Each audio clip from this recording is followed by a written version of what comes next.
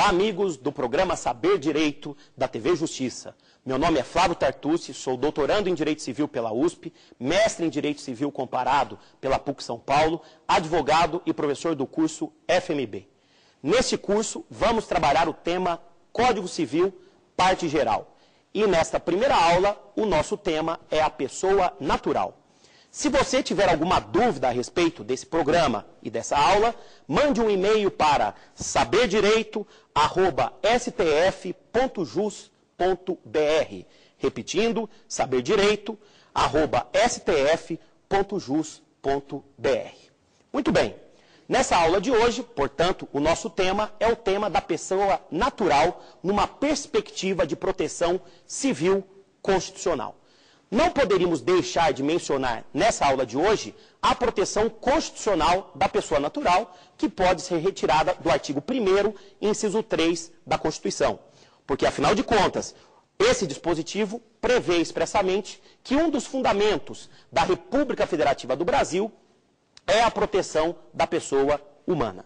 E justamente por isso, muitos autores de direito civil falam e utilizam a expressão personalização do direito civil. Justamente porque, por essa ideia de personalização do direito civil, a pessoa está no centro do ordenamento jurídico brasileiro.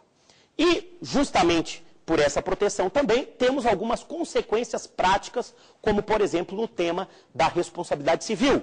Diante da ampliação da proteção da pessoa humana, temos o surgimento de novos danos à pessoa, como os senhores vão perceber dessa nossa aula de hoje. Muito bem. Partindo para o Código Civil, o nosso dispositivo inaugural de exposição é o artigo 1º do Código. Esse artigo 1º do Código Civil, ele prevê que toda pessoa é capaz de direitos e deveres na ordem civil. Eu gostaria de fazer algumas observações a respeito desse artigo 1º do Código, que diz que toda pessoa é capaz de direitos e deveres na ordem civil, justamente porque Miguel Reale, que foi o idealizador desse código, fez observações pontuais a respeito desse artigo. A primeira observação a respeito desse artigo 1º do Código Civil é que ele não utiliza mais a expressão homem, e sim a expressão pessoa. Por quê? O Código 16 utilizava no artigo 2º a expressão homem. O primeiro ponto a observar é que a expressão pessoa é melhor adaptada à Constituição Federal de 88, que, como já disse aos senhores, utiliza pessoa humana. E o segundo ponto, e isso é mencionado pelo próprio Miguel Reale, é que o movimento feminista conseguiu a substituição de homem por pessoa. Então, essa é a primeira observação a ser feita. A segunda observação é que o dispositivo não fala mais direitos e obrigações, e sim direitos e deveres. Por que o dispositivo fala direitos e deveres? Porque existem deveres que não são obrigacionais.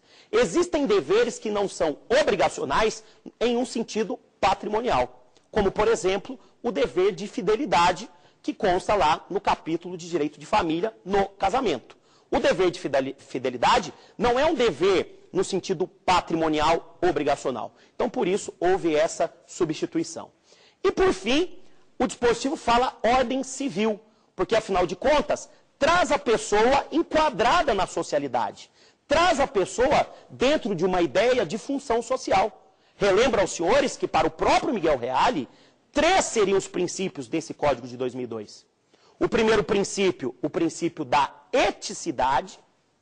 Esse princípio da eticidade tem um sentido de valorização da ética e da boa-fé. O segundo, o princípio da socialidade, que é justamente a análise dos institutos civis de acordo com o contexto social. E, por fim, o princípio da operabilidade, porque o Código de 2002 adota um sistema aberto de cláusulas gerais. Então, aqui nós teríamos a valorização da socialidade, no sentido da proteção da pessoa dentro do meio social. Que fique bem claro, porque isso será um ponto norte desse nosso curso dessa semana. Os 3 princípios do Código de 2002. Eticidade, socialidade e operabilidade. Bom, o que nós temos nesse artigo 1º do Código Civil quando o dispositivo fala que toda pessoa é capaz de direitos e deveres na ordem civil. Nós temos nesse dispositivo a chamada capacidade de direito. Esta capacidade de direito é a capacidade para ser sujeito de direitos e deveres. E todas as pessoas, sem distinção, têm essa capacidade de direito, também conceituada como capacidade de gozo. Uma questão que pode surgir, e eu já vi essa questão em prova, uma boa questão, seria a seguinte: uma pessoa que não tem cédula de identidade, ela é capaz? Ela só não tem um documento de identidade. Ela é capaz? Resposta: sim. O fato de não ter documento de identidade não torna a pessoa incapaz. Essa capacidade de direito, repito, todas as pessoas têm sem distinção. Mas existe uma outra capacidade, uma segunda capacidade, que é a capacidade de fato ou de exercício. Essa capacidade de fato ou de exercício, algumas pessoas não têm. As pessoas que não têm capacidade de fato ou de exercício são os chamados incapazes. E esses incapazes estão tratados no Código Civil. Estão tratados nos artigos 3º e 4º do Código Civil. O artigo 3º do Código traz o rol dos absolutamente incapazes. Esses absolutamente incapazes devem ser representados, sob pena de nulidade do ato correspondente. Um exemplo que nós temos no artigo 3º, temos ali os enfermos e deficientes mentais sem discernimento para a prática dos atos da vida civil. É o artigo 3º, inciso 2 do Código. Aliás, esses enfermos e deficientes mentais serão incapazes quando interditados. Então, temos essa previsão do artigo 3º dos absolutamente incapazes. Temos também no artigo seguinte, artigo 4º do Código Civil, os relativamente incapazes. E esses relativamente incapazes devem ser assistidos, sob pena de anulabilidade do ato correspondente. Um exemplo ali do artigo 4º, temos ali os pródigos. E, aliás, os senhores devem tomar muito cuidado com esse conceito de pródigos, né? Porque alguns pensam, até pela história bíblica, que o pródigo é aquele que vai embora e volta depois para casa, né? Não. Quem é o pródigo? Pródigo é aquele que gasta de maneira destemperada o patrimônio, o que pode reduzi-lo a uma situação de insolvência. O pródigo, ele tem uma interdição relativa quanto aos atos de alienação direta. Quando, por exemplo, falo de uma compra e venda. Para uma compra e venda, o pródigo deve ser assistido sob pena de anulabilidade do ato correspondente. Então, retomando, nesses dois artigos, 3º e 4º do Código Civil, nós temos os incapazes, absolutamente incapazes e relativamente incapazes, que são aqueles que não têm capacidade de fato ou de exercício. Uma fórmula matemática bem didática para os senhores não errarem. A fórmula matemática é a seguinte: capacidade de direito mais capacidade de fato é igual a capacidade civil plena. Repito para os senhores: capacidade de direito mais capacidade de fato é igual a capacidade civil plena.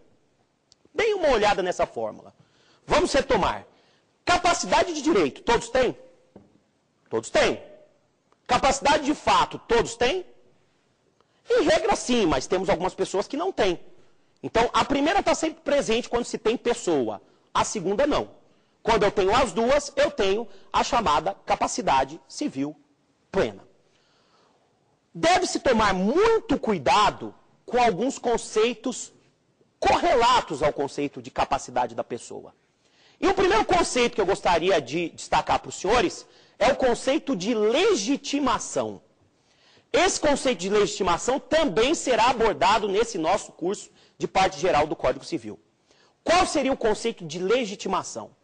Legitimação é uma capacidade especial para determinado ato ou negócio jurídico. Capacidade especial para determinado ato ou negócio jurídico. E qual é o melhor exemplo